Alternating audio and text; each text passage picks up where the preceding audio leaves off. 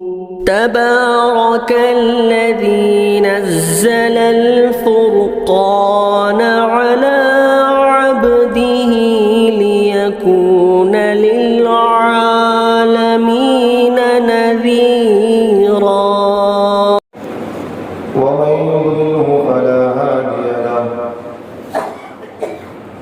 ونشهد أن لا إله إلا الله وحده لا شريك له، ونشهد أن سيدنا ونبينا وحبيبنا ومولانا محمدا عبده ورسوله. أما بعد فأعوذ بالله من الشيطان الرجيم. بسم الله الرحمن الرحيم. يا أيها الذين آمنوا ادخلوا في السلم كافة ولا تتبعوا خطوات الشيطان إنه لكم عدو مبين. وقال النبي صلى الله عليه وسلم: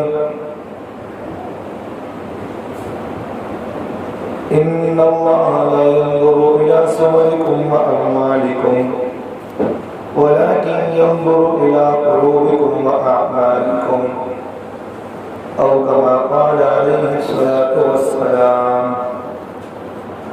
اللهم صل على محمد وعلى آل محمد وبارك وسلم. حضرت اسلامی اپنے عزیز دوستوں،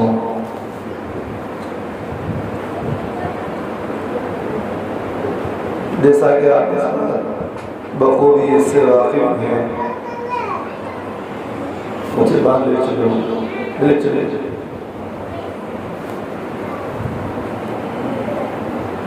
کہ اس ہفتہ الیکشن کا موقع بھی ہوا اور ووٹنگ کا سلسلہ بھی چلا ہے، اور میں مناسب یہی سمجھا کہ آپ حضرات کے سامنے اس جمعہ میں کچھ ضروری باتیں آپ حضرات کے سامنے بتائی جائیں۔ پہلی بات تو یہ ہے کہ آج ہمارا مسلمان غیروں کی چاپلوسی زیادہ کرتا ہے، جیسا کہ ہماری زبان میں کہتے ہیں کسی کی چمچہ گیری کرنا، کسی کے سامنے جھکنا، کسی کے سامنے جو اپنے آپ کو جھکا دینا۔ اب یہاں ایک سوال یہ پیدا ہوتا ہے، کیا شریعت مطہرہ کے اندر اس چیز کی اجازت ہے کیا کہ آدمی کسی انسان کی غلامی کرے، آدمی کسی انسان کی چمچہ گیری کرے، آدمی کسی کے بولے ہوئے باتوں پر عمل کرنا شروع کر دے؟ یہاں ایک سوال پیدا ہوتا ہے۔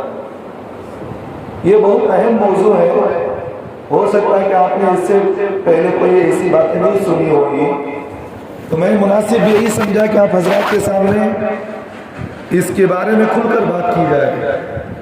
کیا شریعت مطہرہ کے اندر کوئی مسلمان کسی کے سامنے غلامی کر سکتا ہے؟ نہیں کر سکتا۔ اور انسان کی بات کتنی حد تک آدمی مان سکتا ہے؟ جیسا کہ مثال کے طور پر میں نے کسی کو کہا کہ بھئی میری بات تم مانو، تو میری بات آپ کہاں تک مان سکتے ہیں اور کہاں تک نہیں مان سکتے؟ جب میں کوئی ایسی بات کروں جہاں اللہ اس کے رسول کا حکم توڑے، تو میری بات آپ ماننا یہ آپ کے لیے حرام ہے، آپ میری بات نہیں مان سکتے۔ جیسے مثال کے طور پر میں چھوٹی سی مثال سمجھاتا ہوں۔ آج کل شادی بیاہ کے اندر ایسے ماحول ہمارے مسلمانوں کے اندر بن چکے ہیں کہ نوجوان جو ہے کھل کر بول نہیں سکتا اپنے والدین کے سامنے۔ وہ مانتا ہے کہ بھی جوڑے کے پیسے لینا جائز نہیں ہے، اور ہلدی کرنا یہ غیروں کا طریقہ ہے، اور اسی طرح رسم و رواج چاہے جتنی بھی کیوں نہ ہو، سالی کا رسم سے یہ جو کچھ بھی رسمیں چل رہی ہیں ہمارے مسلمانوں کے اندر، سامنے والا جو ہے وہ جانتا ہے، اس کے باوجود ہمارا مسلمان جو ہے اس چیز کو ختم کرنے کی کوشش نہیں کرتا. کرنا کوئی مسلمان اگر وہ نوجوان سے کہو جس کی شادی ہو رہی ہے, کہو کہ بھائی تو کیوں کر رہا ہے, جب تو مانتا ہے کہ بھائی یہ سب ساری رسمیں, جوڑے کے پیسے لینا حرام ہے, اور جو لڑکی والوں کی دعوت ظلم قبول کرنا حرام ہے, اور اسی طرح غیروں کی رسمیں کرنا, جیسا کہ شادی کے مسائل ہمارے مسلمانوں کے سامنے ہیں, ہلدی کی رسم کرنا یہ بھی غیروں کا طریقہ ہے, اور اسی طرح سالی کا رسم کرنا یہ بھی غیروں کا طریقہ ہے, پوریاں توڑنا لڑکے کو ہاتھ مار مار کر یہ بھی غیروں کا طریقہ ہے, اور شادی کے اندر نہ جانے کتنے رسومات, ہاتھ پر پٹی باندھ لیا, سامنے سیرا پہن لیا, پہنتا نہیں پہنتا, یہ وہ ساری چیزیں جو شریعت کے اندر ثابت نہیں ہے. اس لیے حضرت علماء نے لکھا ہے شادی بیاہ کے اندر جیسا کہ سیرا پہننا یہ مرد کے لیے زیبا نہیں دیتا, اللہ نے بننے سنورنے کا جو حکم دیا ہے وہ عورت کے لیے اللہ نے حکم دیا ہے. عورت پھول پہنے, خوشبو لگائے, کس کے لیے؟ مرد کے لیے. انہیں شادی بیاہ کے اندر اگر جو ہے سامنے پھول لگا لیا, ہاتھ پر پٹی باندھ لیا, اور نہ جانے کتنے غلیمات غلط رسومات اپنا لیا, اللہ کے رسول صلی اللہ علیہ وسلم نے فرمایا من تشبہ بقوم فہو منہم, جو آدمی جس قوم کی مشابہت اختیار کرے قیامت میں اللہ تعالیٰ اس آدمی کو اسی قوم کے ساتھ اللہ اٹھائیں گے.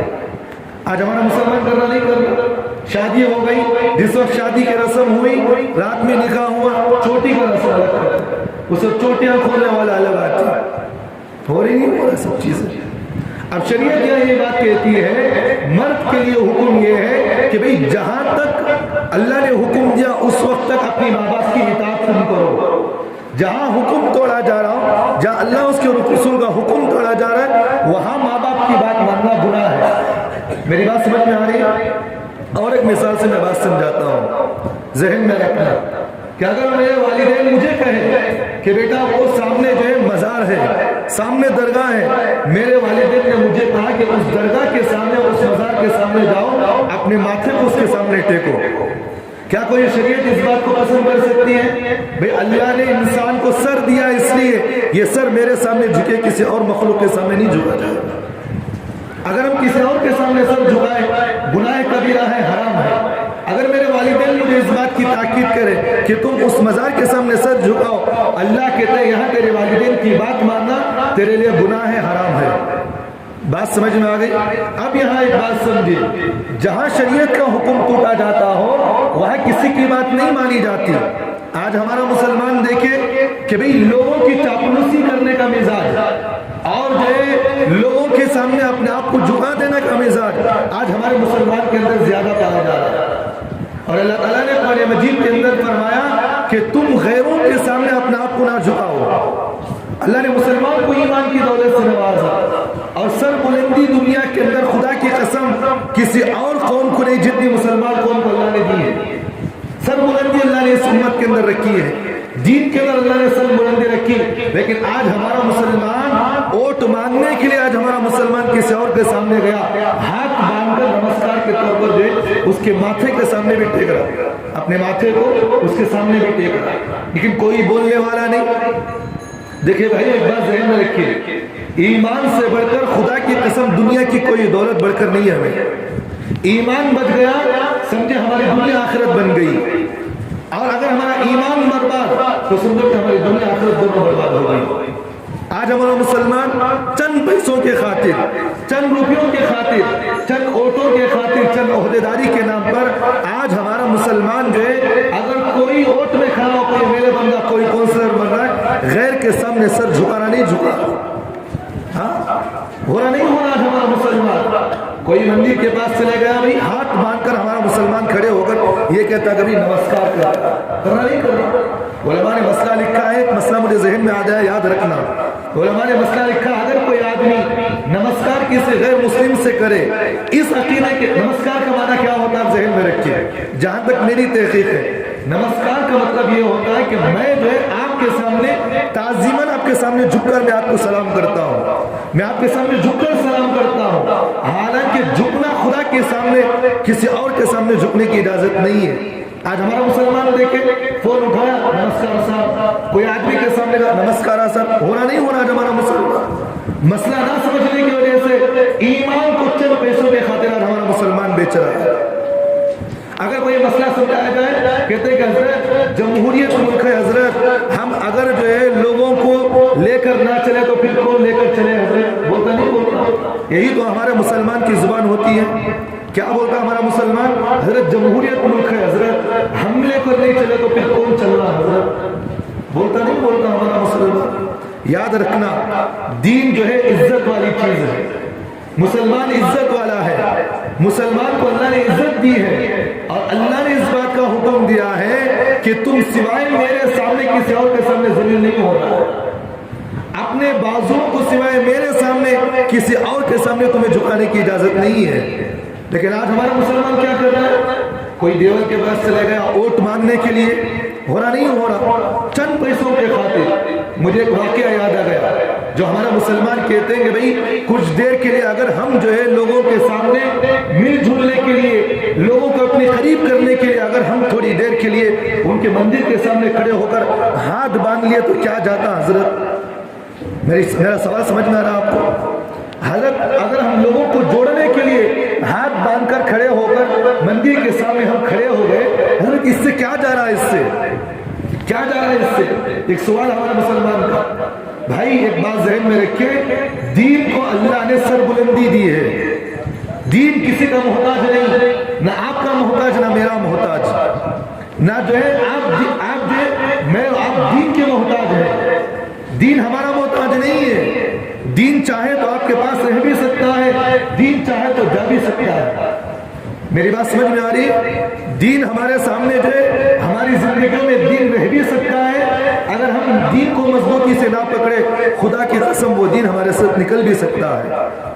एक मिसाल से बात समझाता हूं कि अगर हमारे सामने इस तरह के हालात आ जाए तो हम जो अपने दीन को छोड़कर गैर तरीके पर हम अमल ना करें, रसूलुल्लाह सल्लल्लाहु अलैहि वसल्लम के तरीके को छोड़कर हम गैरों के सामने एक सेकंड भी हम उसके सामने झुकने की जो है कोशिश ना करें। जंग मोता हुई है, जंग यरमुक की लड़ाई हुई है। जंग यरमुक की लड़ाई बहुत अल्लाह के रसूल सल्लल्लाहु अलैहि वसल्लम के ज़माने में बहुत बड़ी जंग हुई है, जिसमें 70 जो है सहाबा इकराम रज़ियल्लाहु अन्हुम ऐसे थे जो हाफिज कुरान थे, जिनको शहीद कर दिया गया। उसमें से एक सहाबी है जिनका नाम हजरत खब्बाब रज़ियल्लाहु अन्हु, हजरत खब्बाब हजरत खुबैब भेज रहा। जब इनको कुफार ने पकड़ लिया, पकड़ने के बाद मक्के मुकर्रमा के अंदर चौक पर उनको लटका दिया गया। कहां पर? चौक, जिसे हमारे सर्कल कहते हैं, उस सर्कल पर मक्के के सामने लटका दिया गया। दोनों हाथ इस तरह बांध दिया गया, पैर भी बांध दिया गया, ऊपर खड़ा कर दिया गया और हजरत खब्बाब से पूछा कि ए खब्बाब, तुम्हारी मौत का वक्त करीब है, अब तुम दुनिया से जा रहे हो, अब तुम्हें जो है कत्ल करने के लिए तुम्हें चौक पर लटका दिया गया है और सब लोग तुम्हें जो है तीर फेंक कर, पत्थर फेंक कर तुम्हें जो है कत्ल कर दिया जाएगा, तुम्हें पत्थर फेंक फेंक कर तुम्हें मार दिया जाएगा, तुम्हें तीर चला चला कर तुम्हें तुम्हारे जिस्म को छलनी कर दिया जाएगा। ऐ खब्बाब, अब तुम्हें जो है दुनिया से जाना है, अब तुम मरने वाले हो, क्या तुमसे मैं एक सवाल कर सकता हूँ? किसी गैर ने, काफिर ने हजरत खब्बाब से सवाल किया, तो हजरत खब्बाब से उसने सवाल किया जो मेरा आपके दिल पर लिखने की बात है। उसने कहा कि खब्बाब, जिस वजह से तुम जो है इस सूली पर चढ़े हुए हो, जिस आदमी के खातिर तुम सूली पर चढ़े हुए हो, जिस आदमी की बात मानकर तुम सूली पर चढ़े हुए हो, जिस आदमी का कलमा पढ़कर तुम सूली पर चढ़े हुए हो, ए खब्बाब, क्या तुम इस बात को पसंद करते हो कि तुम्हारी जान बख्श दी जाए, उस आदमी को लटका कर यहाँ लटका दिया जाए? तो बाद में उन्होंने पूछा हजरत खब्बाब ने, तुम क्या कहना चाहते हो बताओ।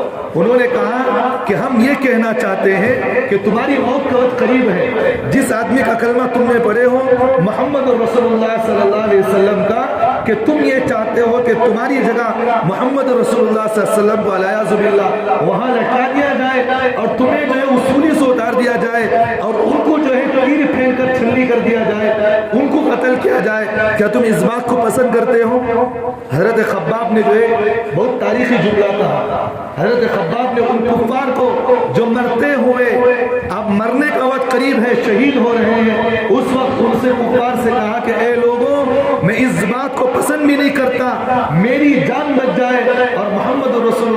علیہ وسلم مدینہ منورہ کے اندر بیٹھے ہوئے ہیں اور جہاں وہ رسول اللہ بیٹھے ہوئے ہیں ان کی پیر میں کانٹا بھی چوبے، میں اس بات کو پسند نہیں کرتا کہ میری جان اس کے بدلے میں بچ جائے۔ میری بات سمجھ میں آ گئی؟ دین کو فروخت نہ کرے، دین کو بیچنے کا مزاج نہ پیدا کرے، دین کو جو ہے چند پیسوں کے خاطر آج ہمارا مسلمان دین کو بیچ رہا ہے۔ کوئی بولے، اگر کوئی مولوی صاحب جمعہ کے بیان میں بول رہے تو کہتے ہیں کہ حضرت آپ کو بولنے کا حق کون دیا ہے؟ کون بولے حضرت ہم نے یہ سب مضمون بولنے کے واسطے؟ آپ امت کے اندر یہ حالات چل رہے، آپ کو بولنے کے لیے کون دیا؟ میری بات ذہن میں رکھے، اگر ہم لوگوں کی ایمان کو نہ بچائے، خدا کی قسم دنیا میں اور کوئی بچانے والا نہیں ہے۔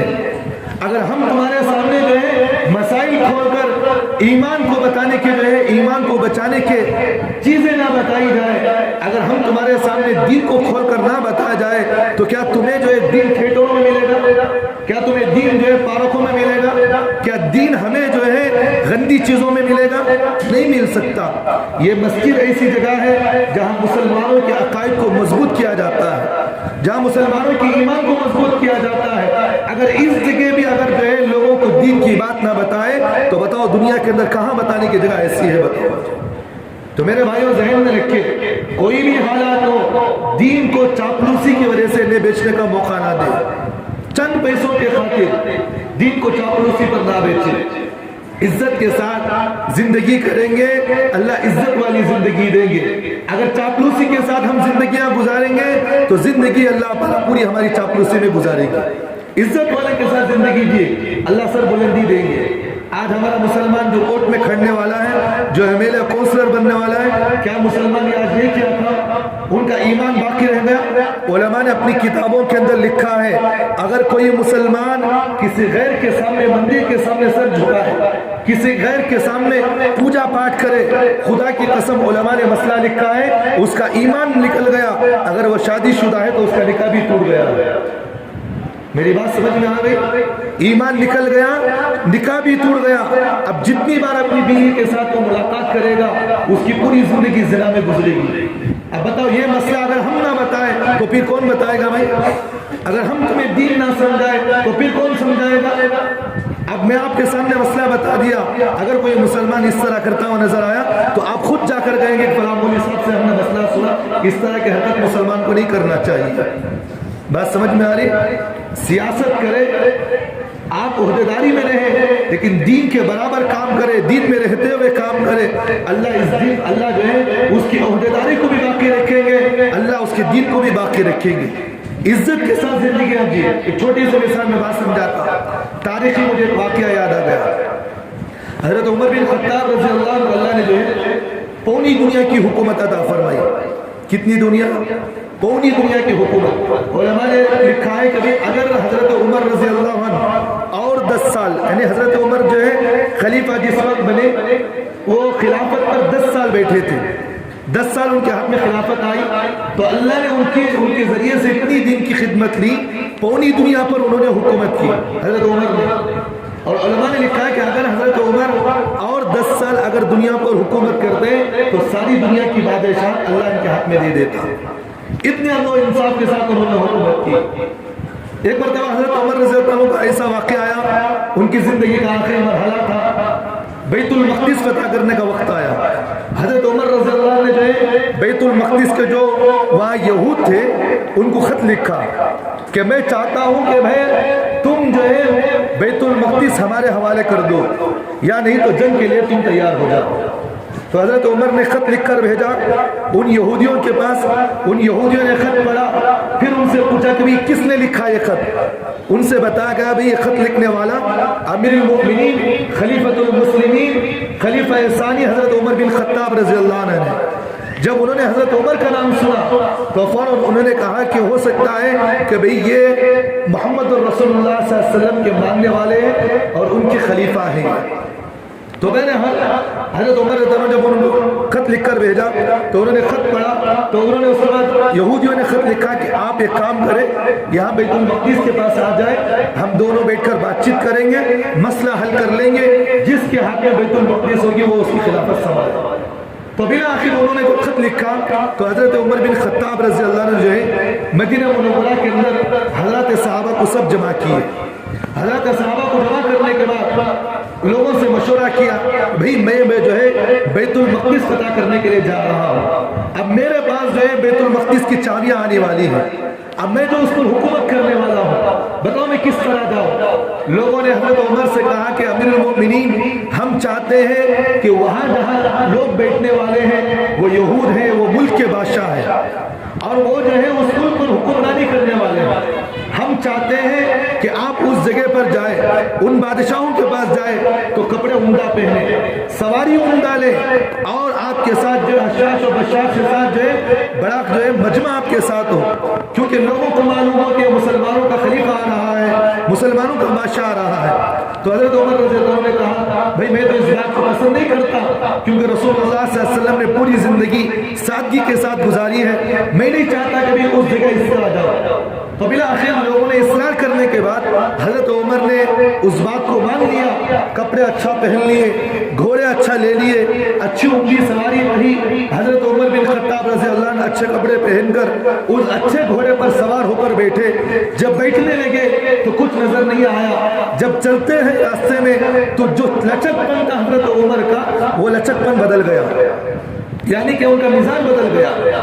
کپڑے عمدہ دیکھ لیے, سواری عمدہ آ گئی تو وہاں ان کا مزاج جو ہے جو حضرت عمر کا جو عاجزانہ مزاج تھا وہ وہاں تھوڑا تکبر میں نظر آ رہا تھا. حضرت عمر فوراً استغفار پڑھتے ہوئے زمین پر اتر گئے, اس گھوڑے سے اپنے کپڑے کو نکالا, فوراً وہاں نکال کر پھینکا اور اپنے گھوڑے کو نکال کر اس جگہ ہٹا دیا اور اپنے پرانے گھوڑے کو لایا, سامنے کھڑا کیے, اس گھوڑے پر بیٹھے. اس کے بعد حضرت عمر نے تاریخی جملہ کہا نحن قوم اعزنا اللہ بالاسلام, اللہ نے جو ہمیں عزت دی ہے وہ اسلام سے دی ہے, اللہ نے ہمیں کپڑے اور سواریوں سے اللہ نے عزت نہیں دی ہے.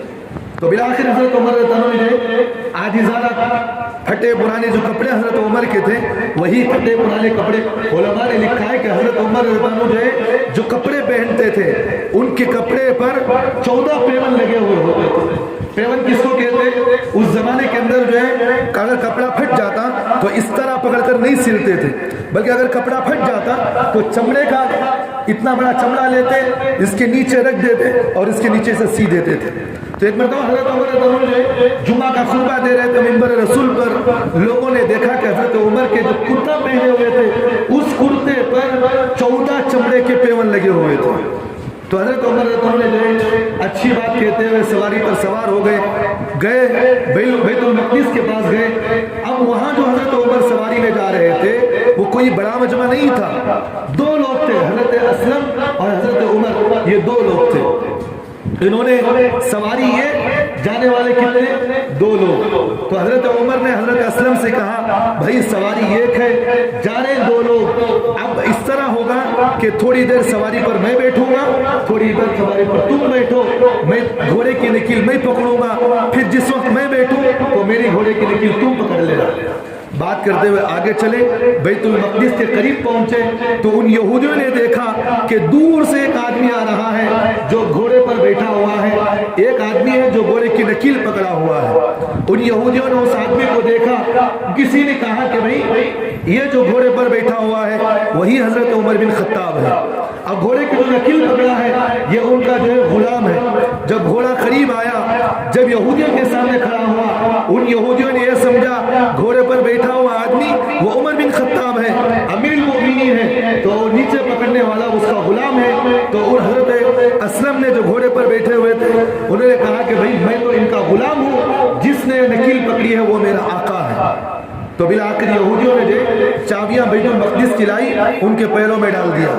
کہا کہ بھئی جب مسلمانوں کا خلیفہ اتنا انصاف والا ہے, اتنا عدل و انصاف کرنے والا ہے, اس کے سامنے اگر ہم جنگ لڑیں گے تو خدا کی قسم آسمان سے اللہ کے فرشتے نازل ہو جائیں گے. سارے ان کے سامنے کلیاں لا کر ڈالے.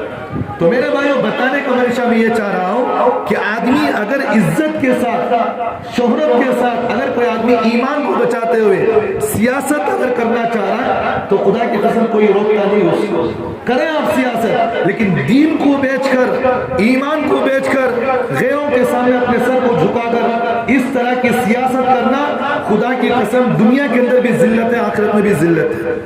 چاہے ہو سکتا ہے کہ دنیا کے اندر کچھ عزت مل جائے. میری بات سمجھ میں آ رہی ہے؟ آپ کے ذہن میں ایک بات آتی ہوگی، ایک میں بات آپ کے سامنے سوال کرتا ہوں، اس کا جواب بھی دیتا ہوں. آپ کے سامنے جو ہے ایک ذہن میں بات آ رہی ہوگی، حضرت یہ جو سیاست دان جو آج مندروں کے سامنے جھکتے ہیں، ہمارے مسلمان آج مندروں کے سامنے جھکتے ہیں، آپ کہہ رہے ہیں کہ اللہ ان کو ذلیل کرے گا، ان کو اللہ ذلیل کرے گا. پھر اس کا مقصد کیا ہے کہ اللہ ان کو عزت دے رہا؟ دینا نہیں دینا اللہ ان کو عزت؟ کاروں میں پھر رہے، اچھے اچھے عہدیداروں پر بیٹھے ہوئے، پھر ان کو عزت کس طرح مل گئی؟ اس کا جواب میں یہ دیتا ہوں، سمجھے. سرکار دو عالم صلی اللہ علیہ وسلم نے فرمایا جب آدمی کا ایمان بک جاتا ہے، جب دنیا کے اندر کوئی اچھا کام کرے تو اللہ اسے قیامت میں جو انعام دے رہا تھا وہ دنیا میں اس اچھے کام کا بدلہ دنیا میں ہی دے دیتے ہیں.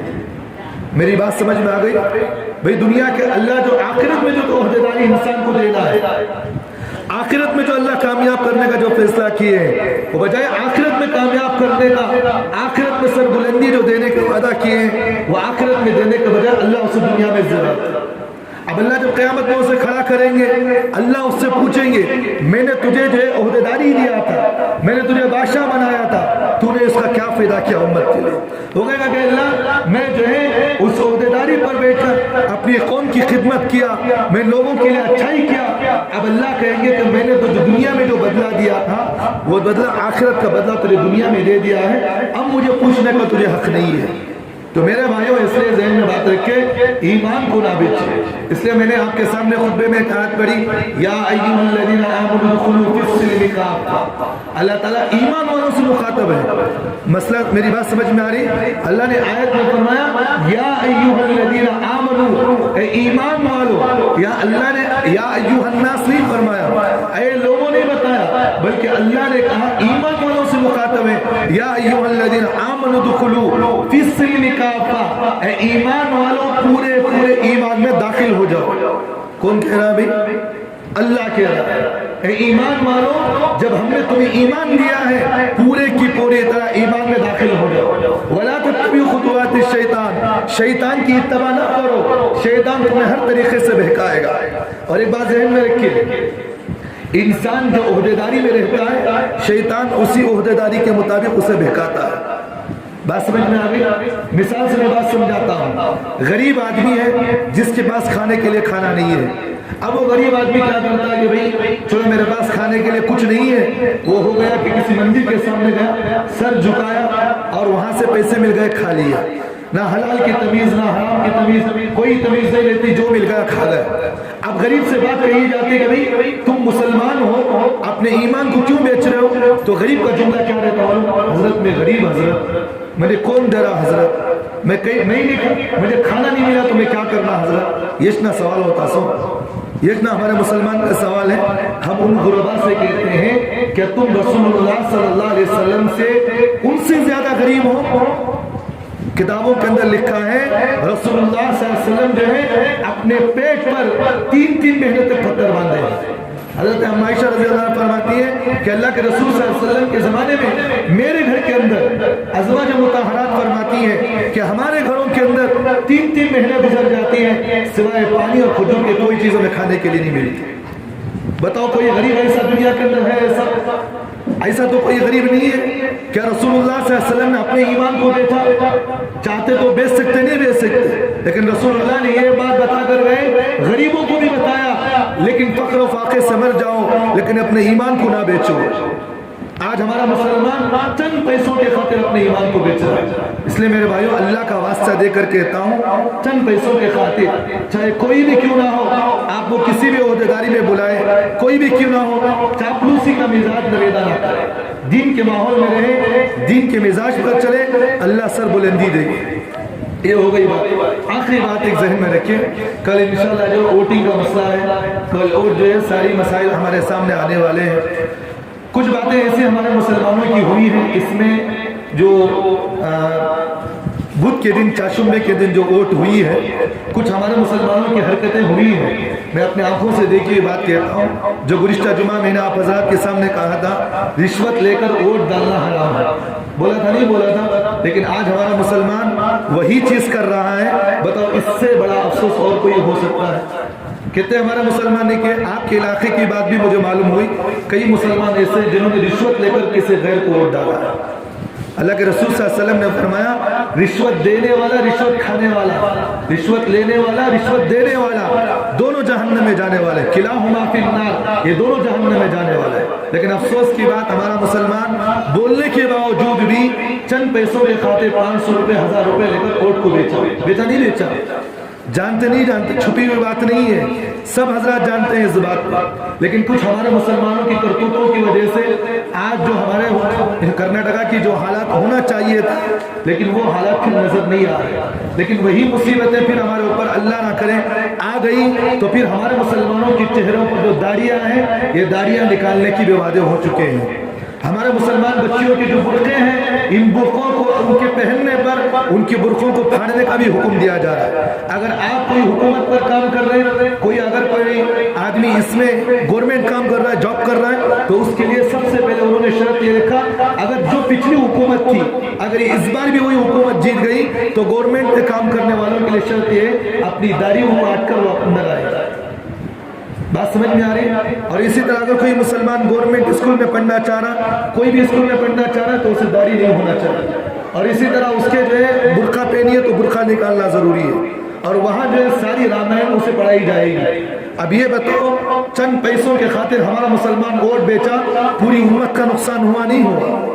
لیکن کوئی مسلمان اس چیز کو، اور بانٹنے والا کوئی غیر نہیں، میری بات سمجھ میں آ رہی ہے؟ بانٹنے والا کوئی غیر نہیں تھا، بانٹنے والا بھی مسلمان ہے، لینے والا بھی مسلمان ہے۔ بتاؤ اس سے بڑا کمتر، اس سے بڑا غلیظ، اس سے بڑا پیشاب سے گندا انسان کوئی ہو سکتا ہے؟ ہو سکتا ہے کوئی مسلمان ہمارا؟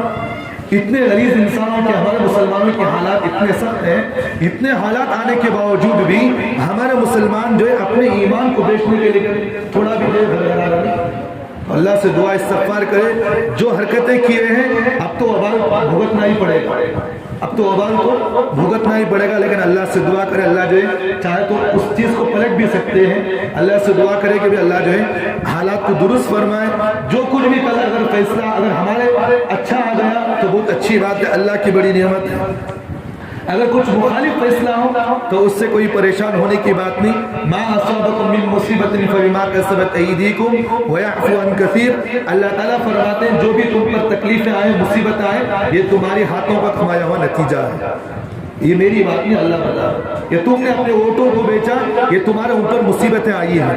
تو اس لیے میرے بھائیوں اگر مخالف اگر کوئی کام بات ہمارے ساتھ آ جائے تو اس سے کوئی لڑائی جھگڑے کا مزاج پیدا نہ کریں، عافیت کا مزاج رکھے، اللہ سے دعا کریں اللہ ان لوگوں کو ہدایت نصیب فرمائے، اور جو اگر ہمارے اچھا اگر نتیجہ نکل آئے تو اللہ سے دعا کرے کہ اللہ ان کو ہدایت دے اور اچھا کام کرنے کا اللہ انہیں توفیق نصیب فرمائے۔